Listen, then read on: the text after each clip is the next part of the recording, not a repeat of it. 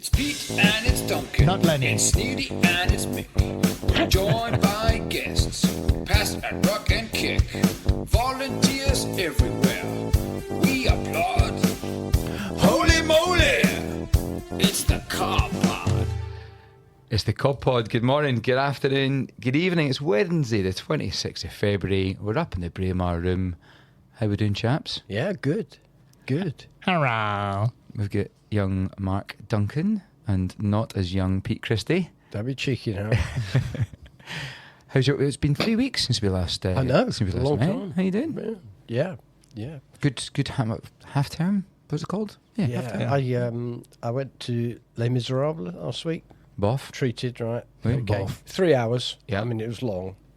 And we're getting a taxi back to Waterloo. And I've gone with a friend called Liz. And she said, did you like it? She's seen it about 8 times. And I said, it was a bit long. That was it. No more speaking in the cab on the way to Waterloo.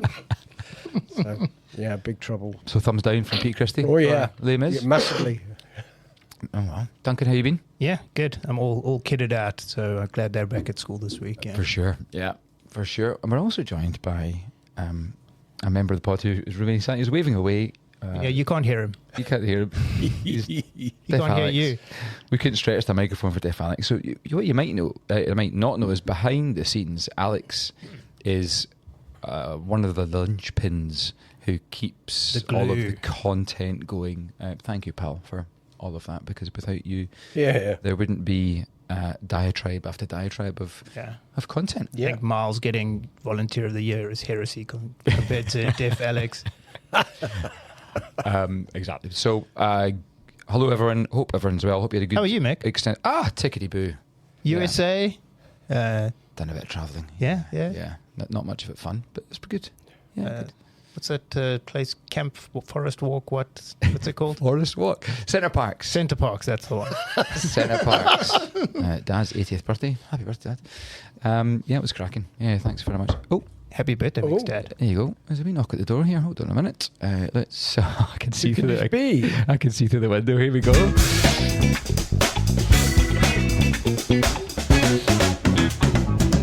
Don't cry for me, Argentina. Stand up and salute, please, El Presidente. El Presidente himself. Wow. Oh, good evening, chaps. Evening, Ian. Are we well? Yeah, good, thanks. Nice to see you all. And you, pal. Yeah. Right. So, It's taken a while, hasn't it? Yeah, It's a it has. while. Yeah. Nice to be invited. And I will say, El Presidente has done Presidente things by walking through the door with a jug of Guinness. Well played. Yeah, well done, mate. Know your audience. Ian, who are you? Ian Thomas. And where did you come from? How did you happen to be here? How did I happen to be here? Well, it seems like Pete. Seems to be a bit of the furniture, part of the furniture, I'm afraid. I was contemplating this question. I thought it might come up. When a man loves a woman. I joined the club when I was 19. 19. What a Yeah. memory. Yeah. Gee whiz. Yeah. 74 years ago. 1979. 79. Really? Yeah. Been here, man and boy. Man Brilliant. and boy. Wow. So, Ian, you've done a few things here at the club. Were you team secretary at one point?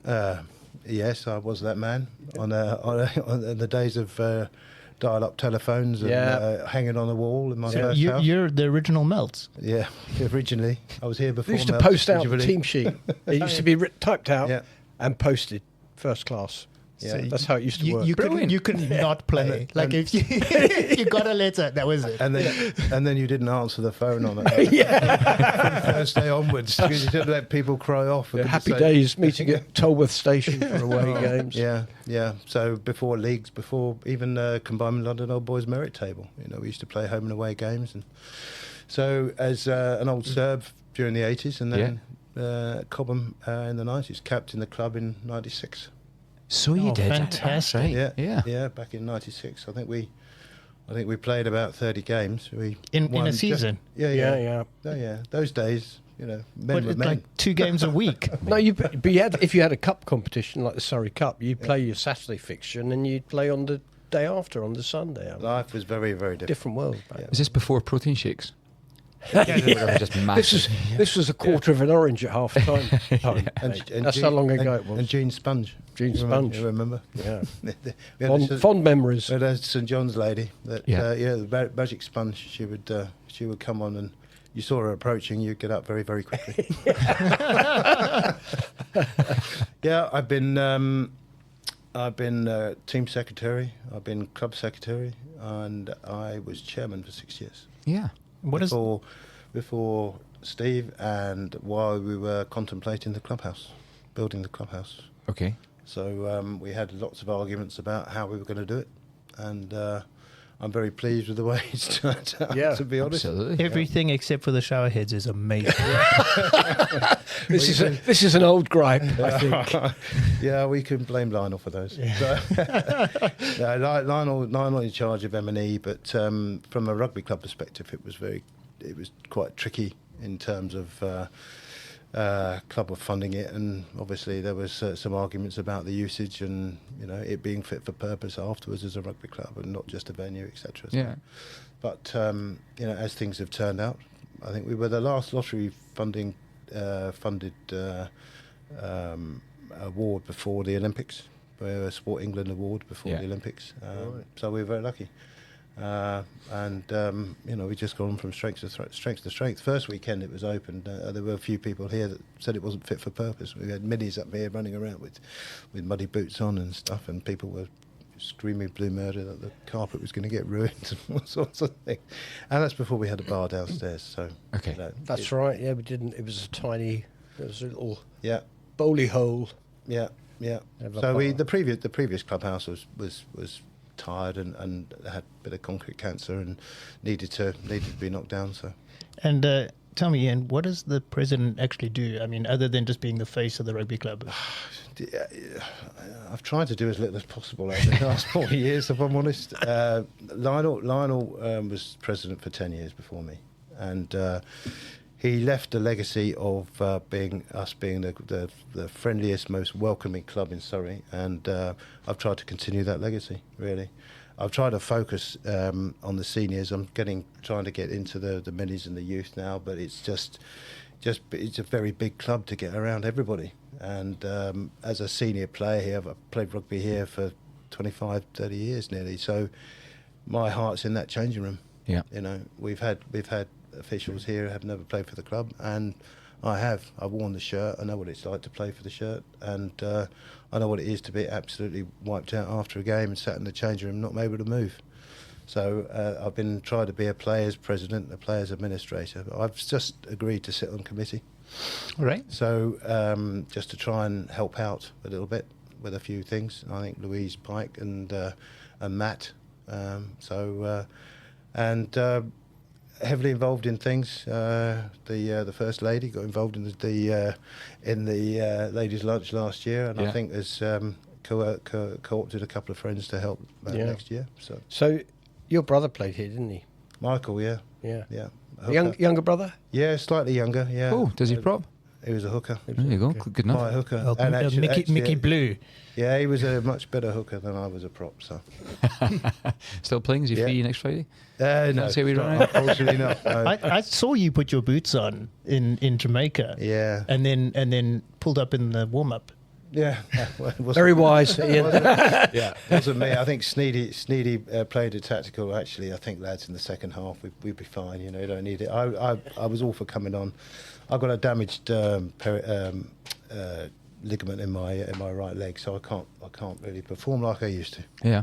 But Pete remembers I probably just as slow as I always was. No. I was looking at looking back, and we won the Truman Merit Table 85, 86. What's that, Pete? What was it? It's like the Merit Table was something that preceded sort of the RFU leagues. It was an attempt to stop the RFU imposing leagues on us. So we created Merit Tables. Yeah. They were sponsored, and Truman.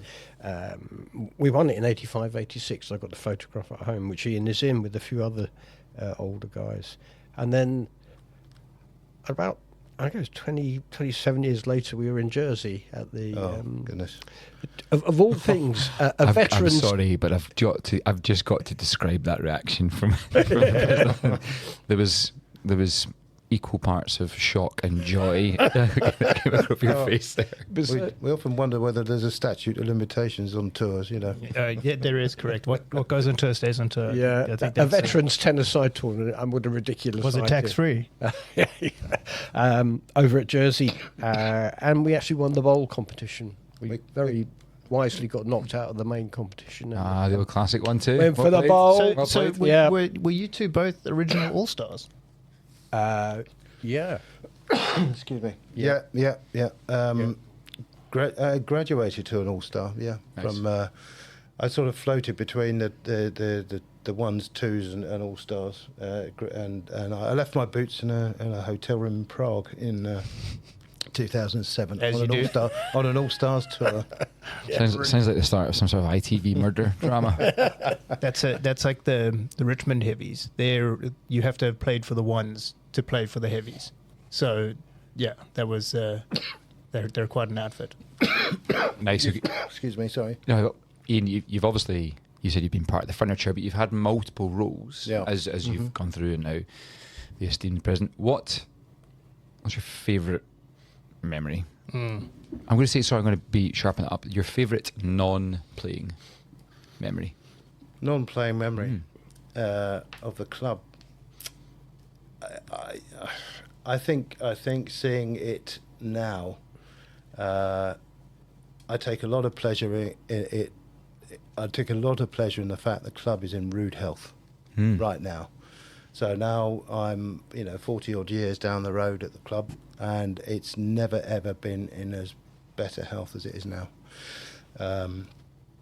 We had serious growing pains in the early days. We had a senior club that was an old boys traditional old rugby club. Then we had the minis that started up in the evolution, and we fought for years to be one club, and that's exactly what we are now, is one club.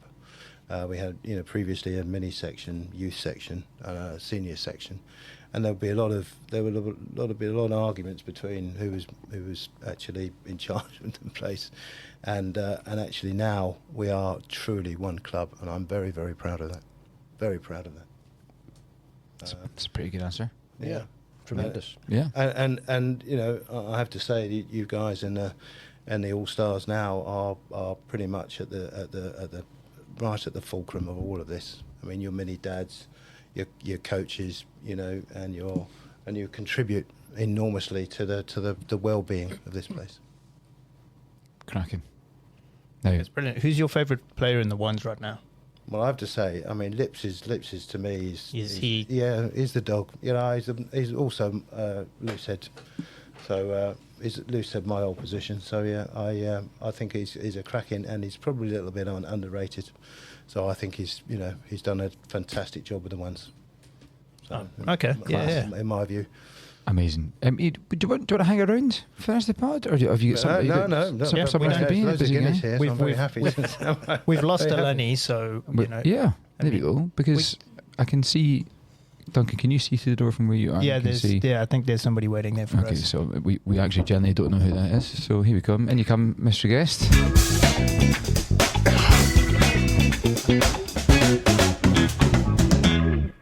In you come, big man. Hello, Lawrence. Hello. Who are you? And where'd you come from? So I'm Lawrence. I've been playing for Cobham for the last couple of years now. Used to play at youth level at Bracknell, and then went off to uni, and then joined Cobham while I was at uni, a little bit closer of a commute, Yeah. and then started playing here. Were you at uni? Or where were you? I was at London South Bank Uni. It's Yeah. not massive on rugby either, but Yeah. good team and Used to be. I was at South Bank back in the day. Oh, here we go. Here we go. we heard stories. Apparently, they used to be really good because we had. I mean, while we were there, it was sort of weekly losses with a big social to cheer ourselves up. But Yeah, Turney Road, Herne Hill was the Yeah, ground. there we go, yeah. You see. good place. I mean, a little bit of a trek from uni. That was why we kind of struggled with numbers some weeks. But was still a good experience, and it was fun. It's always fun at uni. A bit of a social after as well, keeps you going. Amazing. Go on, give us your rugby history then. So I actually started rugby quite late. My parents were quite against it. Just I don't know. My mum just always scared about me getting hurt. Tried football and sort of just looked like I was running in circles. Was awful at football, and then finally, my mum. But you built like a shit brick house. There you go. That was why. But then eventually she gave up and then joined Bracknell. I think I joined the under-14s, so I kind of came into it quite late. Yeah. Started as a second row. I just grew quite tall early, so haven't grown much since then. But I was quite a tall kid. Started as a second row.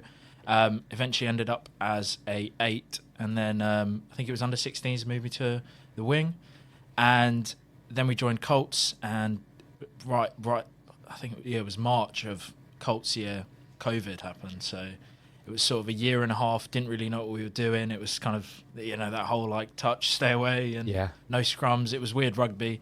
Kind of fell out of love with it a little bit, but then went back to uni and started playing again, and then through one of my friends, got in contact with Melts, and then came down to Cobham. Yeah, once Melts gets his fingers it's possible. claws into you, that's Possible. You're hooked. And you played international rugby. Yeah, I made my debut for Iraq, for the Iraq Sevens team. Okay. You did not. Yeah. When was that? So that was 2 weeks ago. Now. Oh, congratulations, Lawrence. That's Thank you very much. unreal. Yeah, Go on, great give us more. So while I was at university, it was at the end of our first year, we went down to Bournemouth Sevens, just a little bit of a tour. Nothing incredible, just a bit of social sevens. And then I ended up meeting someone there who was in contact with the Iraq national team, who was going out for the next training camp. And he's a couple of years older than me, played in North London. Similar to me, grew up here his whole life, but just had a bit of lineage and heritage from Iraq. And he helped me get in contact with them, basically.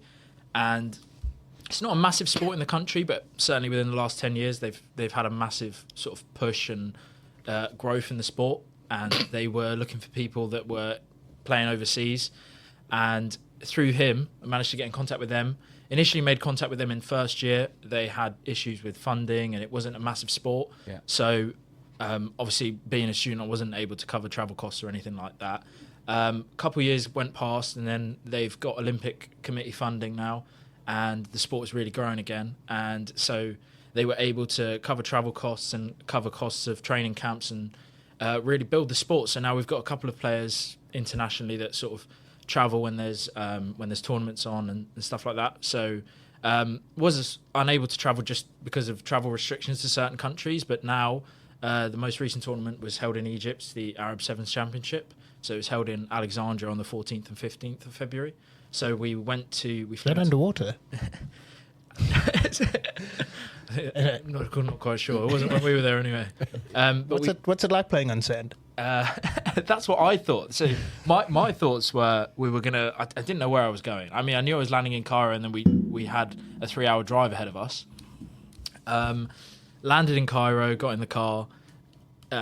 it's sort of 1 a.m, get to the hotel, meet the coach, and then went straight. It's like nothing I've ever experienced before. I suddenly felt like I was watching a documentary where you're seeing like behind the scenes of the All Blacks or something. You wake up in the morning, breakfast, morning meeting, morning training session, lunch, sort of afternoon session as well, gym, technical meetings in the evening, sleep, and then just do it again. Full on training camp.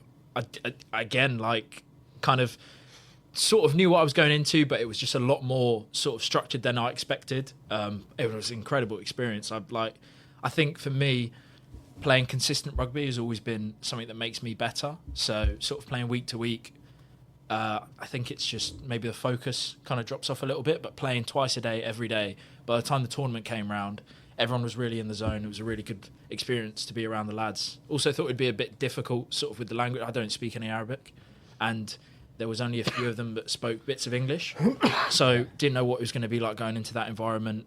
Cultural differences. I'm not Muslim, but I've got Iraqi heritage. And I think sport just especially rugby, just transcends everything. Fantastic. You go in, and if it's a group of lads that play rugby, the similarities are just like you can spot them a mile off. I was like, that's our boys, and the jokes were flying, and it was a great week. You really managed to connect, even though you can sort of half understand each other. Learning the keywords left and right, tackle, pass, got through, and we ended up doing all right in the tournament. Brilliant. We've talked about it before, haven't we? It's Fantastic. the sport for all. Doesn't matter. Yeah. Lawrence, what's next for Iraqi rugby? So luckily in the last tournament, they've obviously it's been quite a struggle over the last couple of years, but it's just been starting up. They play across 2 main tournaments: the Arab Sevens Championship and then the Asia Sevens Championship trophy or something. So in the Arab Sevens Championship, I think last year it was held in Saudi Arabia. The year before that, somewhere else. It was sort of back-to-back losses in every tournament, and we started with a few losses, but improved performances, and then towards our last game of the tournament was against Saudi Arabia, and we managed to sneak a little victory, the first win in the country's history. Oh, stop. Fantastic. Hold on. Right, talk us through that. That must have been unreal. It was a crazy game. So we were coming into it, and it's a placement playoff game. So 9 teams that were there, and we've sort of been taking a few thumpings. We played against our group was quite hard. We ended up getting the UAE in our group, who ended up winning. Egypt, who came 3rd. Lebanon and Jordan, who I think took 4th and 5th. So it was a very tough group to begin with. Lost all our group games, but then through the placement games, we drew Saudi Arabia, who were in the other side. Again, I think they had a similar journey to us. They've obviously got a lot more funding and a bigger sort of environment to spend the money and get players over. But we really knuckled down. It's a tough 4 team. It really, I've played some sevens, but you really appreciate how quick it goes when you're sort of playing for a big result. I don't know, when you play socials, whatever happens, it kind of goes. But you felt the importance of the results, and sort of game kicks off, back in the zone straight away. It was the 3rd game of the day, so you're kind of rolling into it a bit more, pulling it wide, screaming, getting into space. They scored early, just a little break through a gap, nothing major. We can fix it, pick the lads up, go again, and then in the second half we had a few good passages of play. Penalty goes our way. I call it off the first phase, run it in.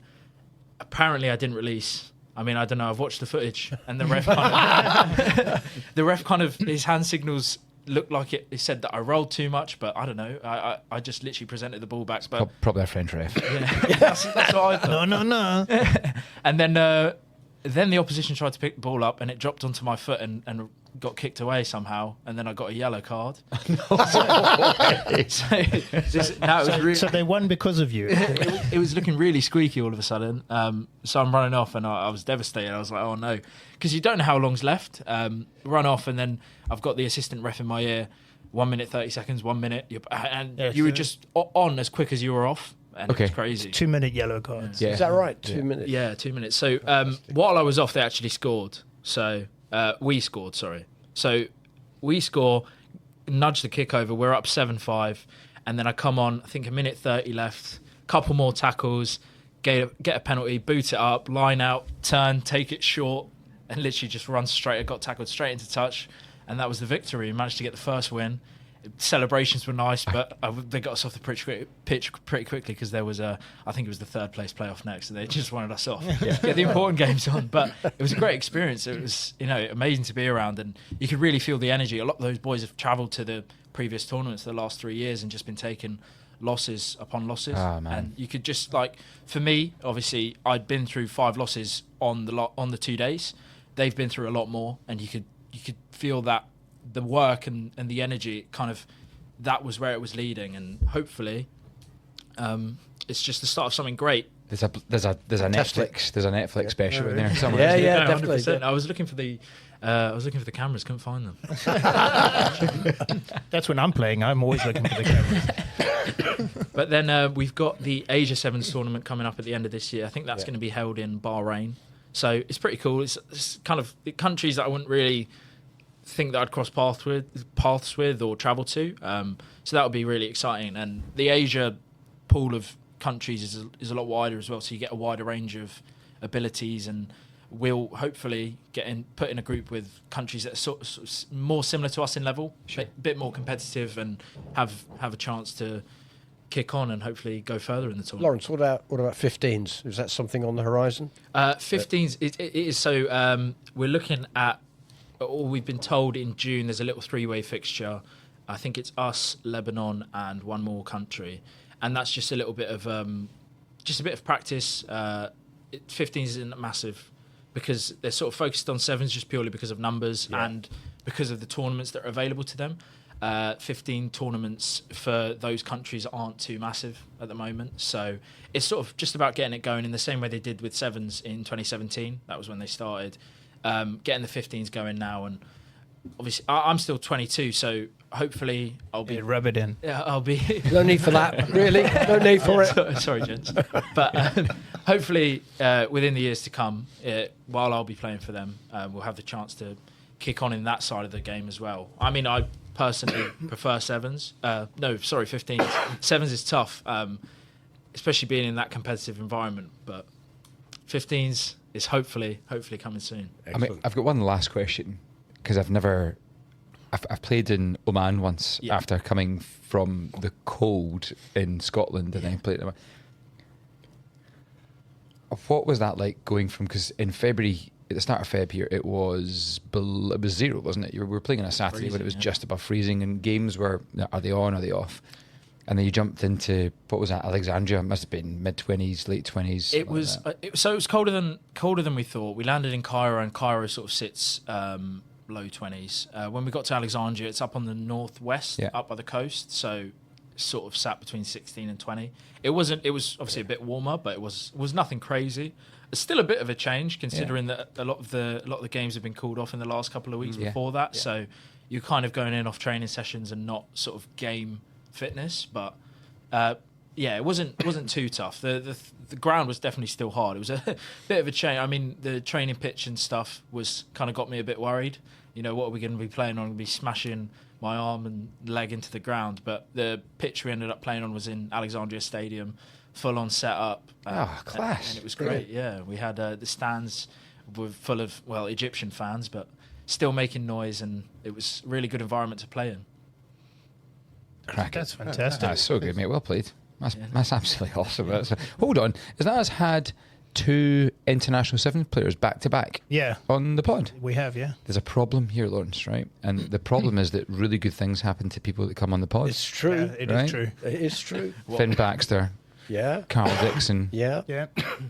Emily Lund. Emily Lund, Grace Compton, right? They all go on to do a next step in their career pretty quickly, and it's we think there's only one correlation we can find, and it's us. It's ours. There we it's go. us. What am I in for? So Something good's going to happen. Yeah, that's all we're saying. I'll report back. Yeah. Let us do it. Lawrence, thanks very much. Thank you for coming in, right? Lawrence, great to meet you. Yeah. Have a cracking rest of the tour. Thank you very much. And enjoy. Cheers. Thanks, pal. Cheers. Yeah. How good's that, guys? Oh, excellent. That's class. Amazing, What a cool story. Oh, I love it. Right, wonderful. Why don't we jump into the Cobham Review. The Cobham Review. We may as well. I think do Hamish's one. It's better than mine. I don't really have it queued up because I'm not that good. Not that fast. I've got one of these. But Cobham Review. Cobham Review. That's Goose. that is Angus, right? Let's start with the ones against KCS. Yeah. Amazing. You there, Pete? I was here. It's I like was watching here. France. Yeah, it was, it was 82-31. I mean, and a real good bounce back after the defeat at Twickenham. 14 tries. 14 tries. 5 by Rory Penfold, who's now on 25 for the season. Is that? Do we know what that That's a club compares to with other clubs? In Total tries. Our, No, I've no idea. I'd love to see what there must be other teams who have a prolific try scorer, but I doubt it's nearer. No, I wouldn't doubt have it's thought- past 20. maybe, What do you reckon, President? I don't know. Well, if anyone knows, Tommy Cobham might. yeah, know. Tommy knows. We pretty need much. to pick his brains. Stato. Probably. But there was some outstanding rugby. I mean, it was absolutely amazing, and it wasn't as if KCS they didn't cave in. No. You know, they were competitive right through the whole game. So and it was great to watch. So 4th in the league on 67 points. Ruts top, 75 points. Then Twickenham 71. Vandals on 69. So we're still, we're still in touch there. And we've scored 745 points, which I think is 95 more than the nearest side to us in the league. So tremendous. 14 try bonus points. Yeah.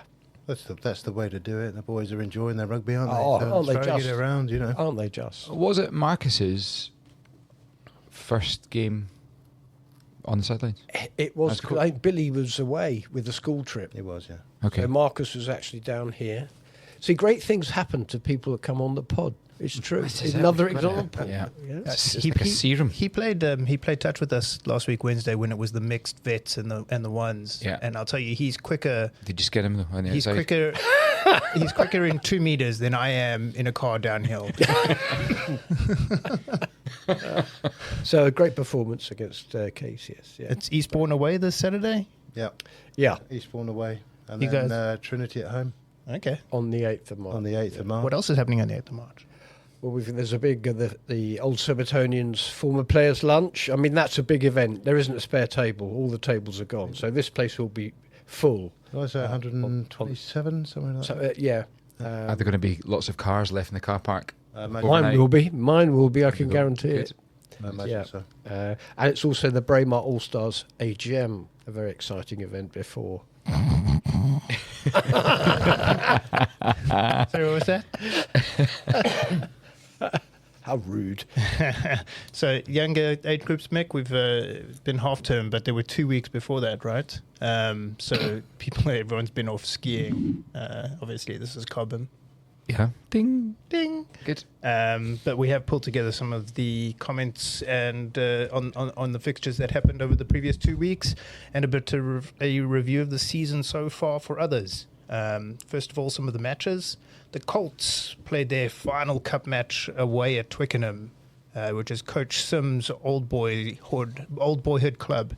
Proper heavy weather made for a heavy pitch, and defence was on top all game. It was 7-7 at half-time, and one penalty to Twickenham won the game 10-7. Yeah. This meant that they finished second in the mini-league and drew old relegations in the quarterfinal, which is this Saturday at home. Oh, good. So, Do we know so if when? the ones aren't here, you can come down and watch No, the Colts. twos are at home. So Twos and the Colts, yeah. Ooh.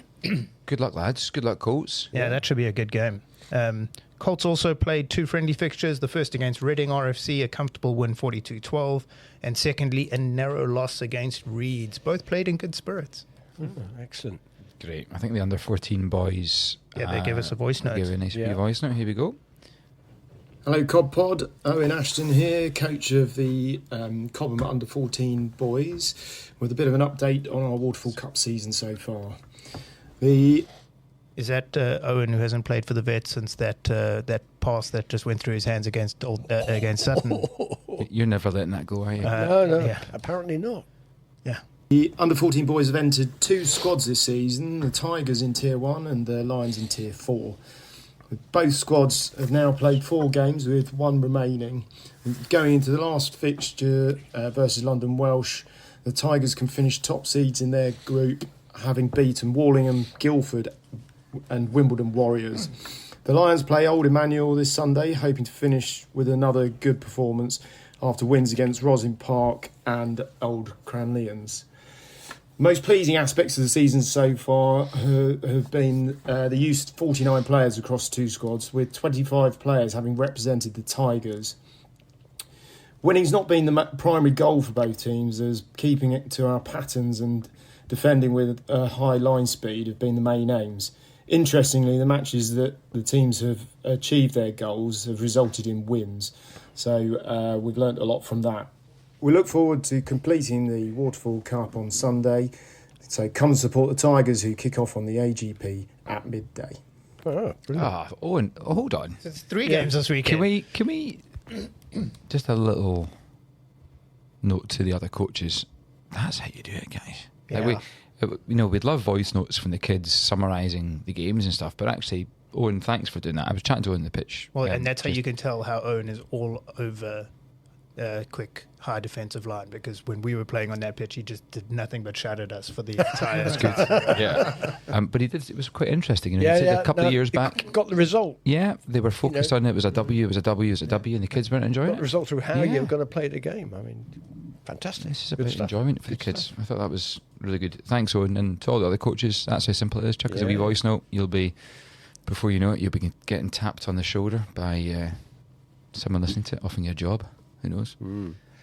Right, so girls rugby, under 14 girls, renewed old friendships with Chobham teammates from the under 12s and built nicely through the early season small-sided festivals, resulting in a top-tier ranking for the Cup. Well done, ladies. Well done. Yeah. Well done. Injuries and absences have meant that the girls have yet to fulfil their early potential in the first few rounds, but the game plan and individual skills levels are developing promisingly. The tenacity and stickability are definitely there, Is that a and word? the results will follow. Excellent. All are looking forward to a tour and the opportunity to represent Quinns at the tournament prior to the PWR final in March. What is the PWR final? Go on, Alex. Come on, Jeff, Alex Alex. is shouting in the corner. Let's come into this. So there's a couple of things. The under 14 girls and the under 12 girls will be representing Harlequins at the Premier Women's Rugby final. Oh, wow. Which is pretty cool. They were asked. Is that at the Aviva Alliance? It's not. It's at Stonex. Twickenham Stadium. Oh no, at the Stonex. So bring your knee pads. Spratty Junior was asked to nominate a club that could represent Quinns. Somehow he came up with Cobham. Really? That's amazing. How did that happen? Amazing, eh? Yeah. So that's gonna be really cool. We've got a coach, Matt Pedican, Coach King, sorted out a coach, and we've got a fun bus. Girls. We've got a fun bus. Oh, going to you know how much Not the sort of fun bus you're thinking about. I know, young but man. I just love a bus. It's, I mean, it's like a rugby bus, not normal buses. Now I've broken my silence. Shall I take you through the under 12? Yeah. Oh, yes, please, pal. Yeah. So yeah, under 12 girls. We've had a good season so far. We've been really fortunate. We've got a great sized squad with quite a lot of them that have been playing rugby all through minis. So for any parents out there listening, if you've got a young girl who you think might be, should be getting into rugby, just encourage them, get them to have some fun, get them to come down, because it makes such a massive difference. So we've been really lucky, and we've been sort of bossing it on the pitch. But more importantly, the culture the girls have created has been amazing. They are a real squad. They look after each other, and been really proud of them. Yeah, they won their first 2 round matches in the Cup comprehensively. A few more matches to come, but watch this space, right? Absolutely. We've got another one in 2 weeks, and then hopefully it'll keep on going well. So. And where are they going on tour? We're off on tour on, sadly, a shorter tour than we expected, but to Tring. So a bus on Sunday, another bus. Yes. Going up to Tring. Yes. But importantly for the girls, we take all 3 girls teams, under 12s, under 14s, under 16s, all go together. Stagger the matches so they can all support each other. Oh, class. So, Excellent. Well done. There'll be a lot of shouting, a lot of singing. All looking forward to that. Fantastic. Well done. Cool. That is brilliant. What you've created there, Alex, is... It's not me. You and a bunch,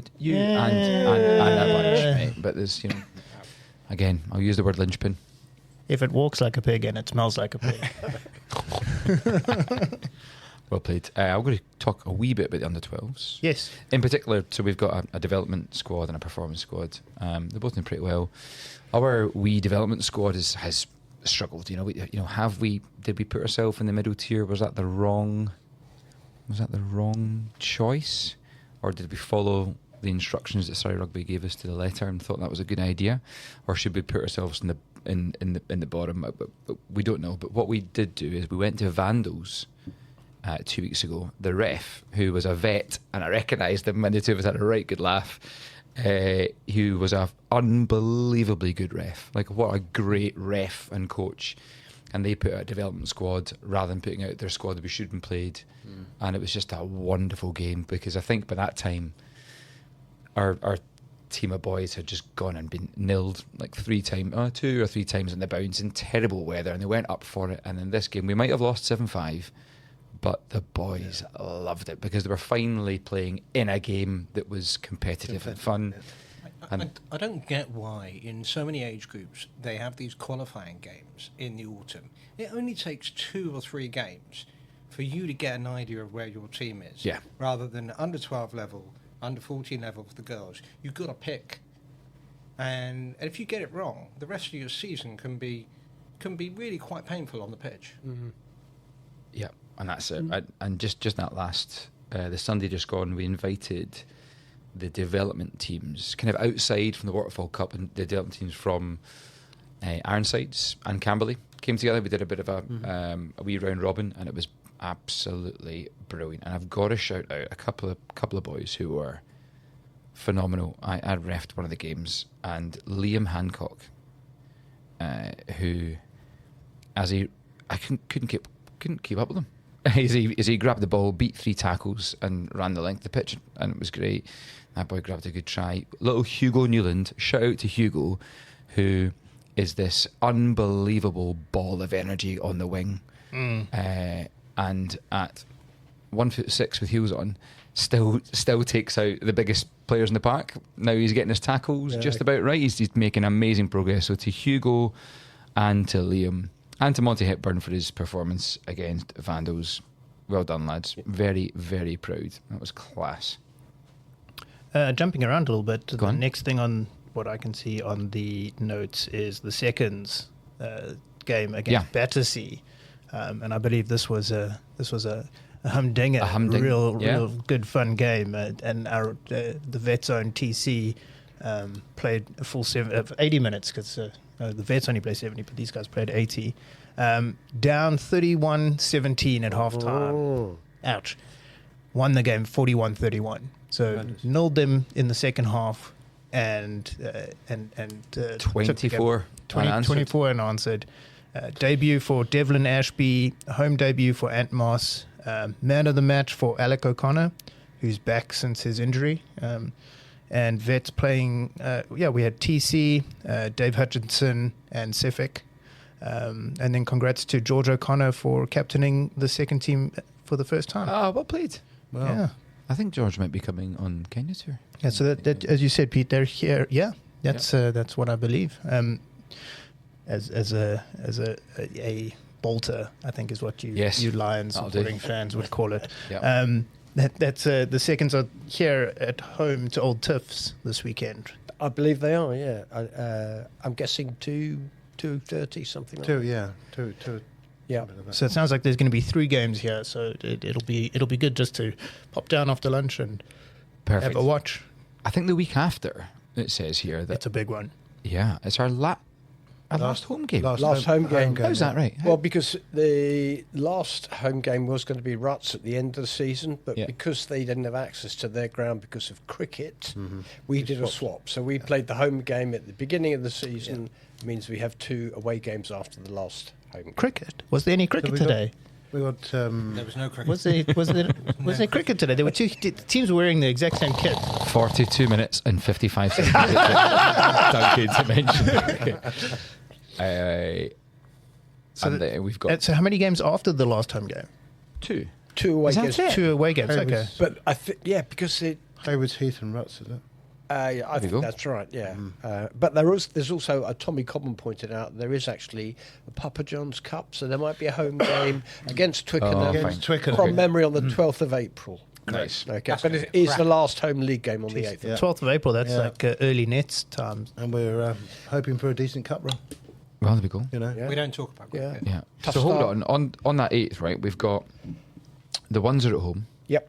The 2s are at Vandals, which I think is home also. Yeah, the 7th, the night before, the Vets are playing on the 7th. home to Barnes, which is always a good. Those guys cracker. it's a great team. Yeah. It's also Jeff Mace's last run before he Is Johnny coming over? Oh, he might do. Oh, he's been invited. I TBC. think Alex Speedy's We said we'd pay for this flight. offered to pay for a flight. On the 8th, by the way, the under 9s and the under 11s, boys and girls, are going to be part of the Guard of Honour. Fantastic. Barbecue huts open. I saw a poster up saying that all minis are welcome to come and Yeah, support the last home game Last of the game this season. year. So come down, watch a game of rugby, feel the vibe. Hold on. Is this the same evening as the old Serbs? Well, it's, yeah. Right, okay. And So there's they're going to a- have to learn to step over. A few step old over bodies. those No. elderly we, gentlemen. we leave them on the balcony. Actually, is where we put we shift the lunch up to the balcony, and that's where we, Avoid the stairs. But also on that day, if I could just give a shout out now to Ranmore Fund Management. It's actually Pat Burton, who's one of the original All-Stars as well, and his boss Mark Pesh. They run a fund management business, and they've set up a foundation, a charitable foundation called Help More with Ranmore, and they are collecting old trainers, old boots, any size from 3-4 up to adult, which will be sent to kids in South Africa who don't have any boots to wear. Now, this is the start of sort of a 3-week campaign on their part. Yeah. There has been notification out, I think, to mini and youth sections. So if you're coming to the game on the 8th and you've got some old boots or trainers, bring them down and they'll be off to South Africa. Where are we leaving them, Pete? Because there's a bunch. Are we just going to leave them in a little bag or I'm not something? sure of the detail, but I know Pat and Mark will be here on that day. All right. they can just set up a table like in the I'm minis sure at the they will. beginning of the Yeah. season, where the boots just all that Great. sounds- Fine. Okay. And Denny's barbecue hut will also be open, which is awesome. Sure. I love that. It's that's really good. Seconds at Vandals, and then the Six Nations is also going to be. I don't know if Ollie is doing some sort of social for the seniors on the 8th as well. So I think hanging about is pretty good. It'll be spicy. Yes, Great. correct. Fantastic. And the Six Nations will be on. Yeah. And See you there. Then the following weekend, Joho Promo presents Resurrection Club Gold and Future Classics with DJ Mark H from West Force Sound at the plush surrounding of El Presidente Ian Thomas's Cobham Rugby Club. Once he stops coughing. Yeah, Vermar Lane, KT11 to be used. Saturday the 15th, 8 p.m. till late. So how come they get a late bar and we don't? They ask and plan in advance. Responsible adults, you know. It's a fiver or £6.50 at the door. Fiver online, £6.50 at the door. Limited tickets. Get in touch and come down. That should be a fun night. Everybody likes to make shapes, as the young people say. Well, there we go. And I've got here the Seniors Tour, 17th of April. The Ollie Fielding West Country running Tour, in the yeah. West Country, which Sounds is amazing. always, 3 pints of Scrumpy Jack and try and find your way home. Good luck. That'd be great. I think they've got 3 games or 2 games. Yeah, there's a couple of seats left, I think. So Playing 2 games. Yeah, they're playing on the Friday night, and then I think there's a round robin on the Saturday. Wow. Like a rolling subs. that doesn't sound like a rugby tour Rolling to me. subs. Sounds ambitious to me. But there's a fun bus going there, and then there's a big Ambulance is social, home. an ambulance, and there's a social session on the Saturday night, and then a feel sorry for yourself bus ride home on the Sunday. Got it. Okay. Thanks, chaps. How about this? Couple of minutes at the end, because we've had a weekend of rugby, including the Six Nations. We've missed 2 or 3 Six Nations games since we last spoke, didn't we? Yeah, Or, there was one or two. the France result as well, which is big. So Right.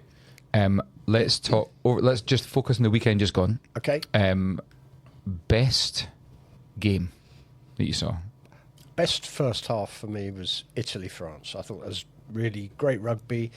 Italy managed just about to stay in touch.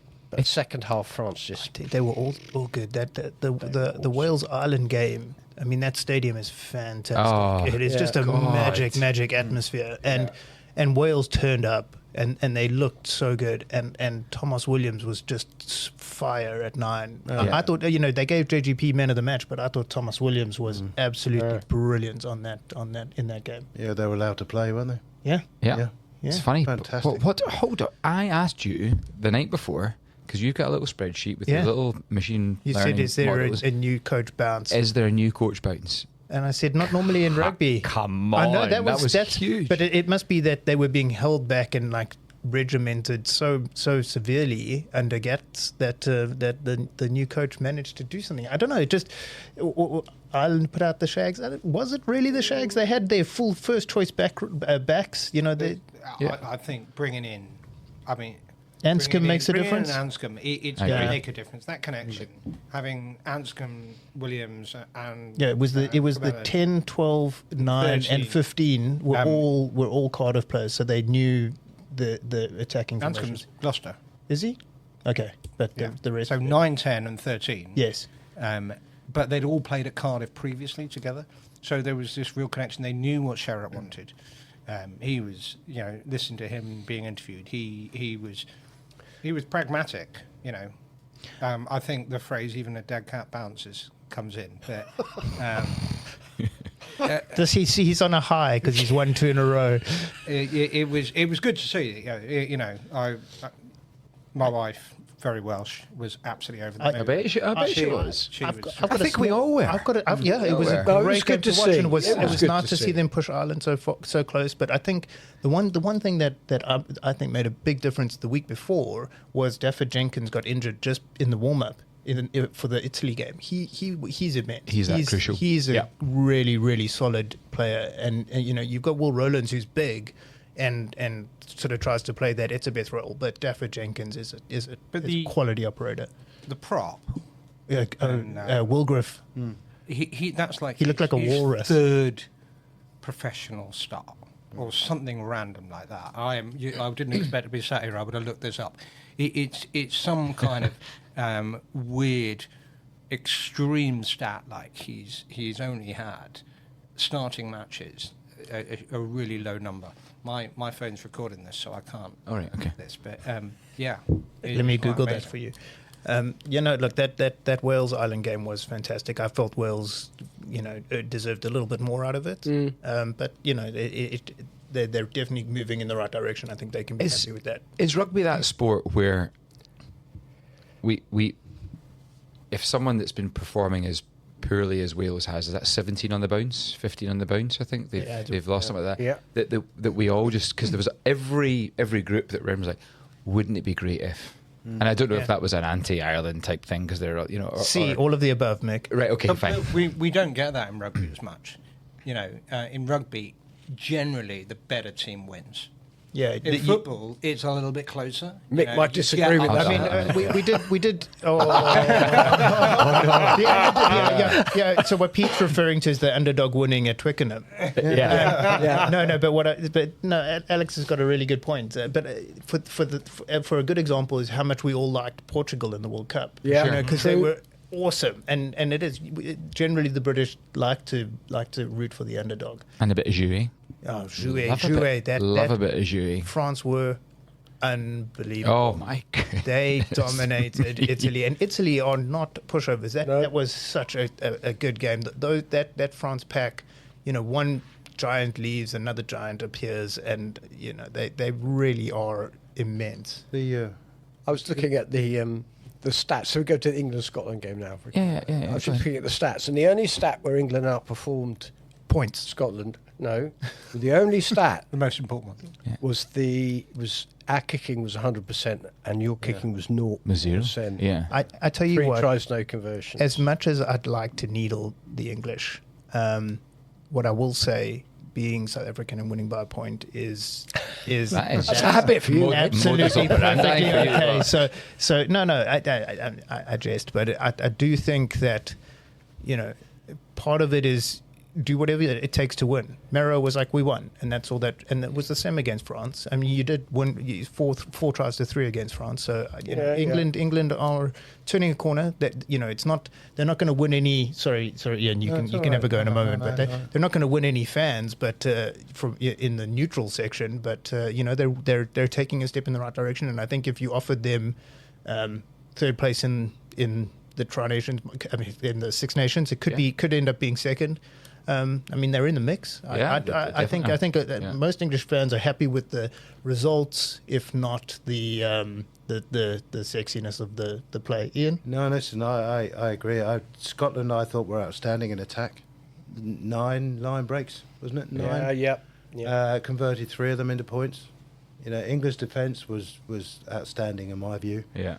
And what's happened for me, being a forward, I always study what's going on up front. I'm very impressed with what's going on in the England pack right now. I mean, I think Borthwick knows he had to do something.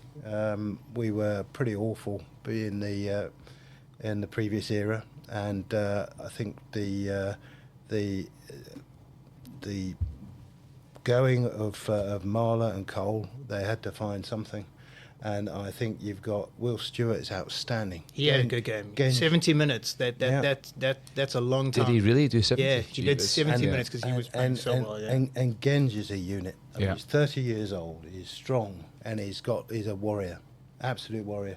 But now you've got the new, young guns front row coming through. It's England packs in rude there health. are a few in coming through, absolutely rude health at the moment. I do think there were a lot of Scots that actually made their claim on Lions places on Saturday, and I really do think they made their claim, and it was great to see Wales playing so very well as well. I'm quarter Welsh, I'm saying that. That was perfect, Ian. Yeah, great weekend of rugby. I'll leave you with this, which was something that I hypothesised with Arduk Kwan. No, you go. If there's a well-known phenomenon that if you can't get to sleep or you wake up in the middle of the night, one thing that a lot of people do, and you can go and look this up on YouTube, is they go and listen to the shipping forecast. And if you go on YouTube, you can find a 4-hour non-stop play of just Fastnet 3, dipping slightly 22 full, and it goes on. And if you replay the commentary from the England-Scotland game, it went Ruck, Mitchell, box kick. I mean, I only. turned the TV off when Scotland were up. I turned it off because I couldn't. I was bored, and I've texted a pal who was in Twickenham. It's the only position for England that I would just be like, go and find somebody from overseas and naturalise them, because that you just back soon, isn't he? Yeah, any of them, none of them. No. Randolph and Portfleet, that other one. Then they must be following instructions. They're not all robots, are they? There's a good bit. There's a good bit that Brian O'Driscoll said, listen, winning by 1, great, but having been in the stadium, and I texted a couple of pals, is it that bad? Because I was listening to the radio, it was silent, and I think Brian O'Driscoll said that if you lost by 1, so one of those fin kicks goes over, I think everyone goes, what the absolute hell was that? Yeah. It's dangerous. It's a wee bit dangerous, but a calculated risk. Most kicks by a team in the Six Nations in the first half.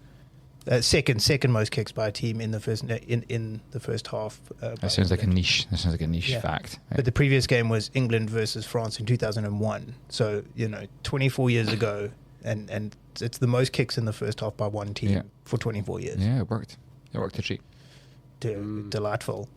Cannot wait for the next round. England can go and play Italy and show that Italy were good. That'd be great. Well, the thing is it's going to be one of those games where you could easily, and then Wales away. Who knows? Yeah, I think the thing, and my sort of that I've been ringing this bell for years, is just everyone talks about the English defence being so good. You guys ship tries, and that is the weakest thing. It was first phase. So if you look at what Scotland were doing, off all these strike plays they were making. They were making so many yards. Second phase onwards, we've sorted it out. You'd hidden Marcus and Mitchell somewhere, and it was fine. But I'm exaggerating to make a point. But I mean, it was good defence from second phase. That first phase, Scotland were just having a field day. I can see why they didn't start going for drop kicks or just playing percentages, because they didn't need to. They just needed to get the ball, and they actually scored. They could have scored a couple of phases before that final try. Did Freeman score? I think it was a kick. Or was that the France game? No. With Scotland. Who scored England's try on Saturday? Because the replay, he didn't get that ball down. You can hear it in the interview afterwards, like, well, the ref said. The ref whatever. said it was Anyway, a try. whatever, Wait a minute, let me just remember the line. The referee saw it went down. Yeah. Yeah. Tickety-boo. Cannot wait for the next weekend. When's the next 6? It's the weekend after, isn't it? Yes, Another fellow week. Another fellow, which we're getting rid of, I think, next year. Yeah, it is. That's right. Yeah. Okay. I mean, if you can play 4 games on the trot in the autumn internationals, why does it take 8 weeks to play the 6 nations when you're playing 5 games? Who knows? But lads, that's us at 59 minutes and 38 seconds, and so we're at plus or minus 1%, which is pretty good. Thanks for your time, Presidente. It's been an honour. Thank you very much. Great pleasure, and thank you very much for having me. Yeah, brilliant. Appreciate it. Duncan. Goodbye. Cheerio. Pete. And a special thanks to Alex for all the work you do behind the scenes, because it really is a lot. And sorry for hijacking you and getting you in to come and speak to us. Pardon? I see what you did there. Thanks, everyone. Rugby is the winner!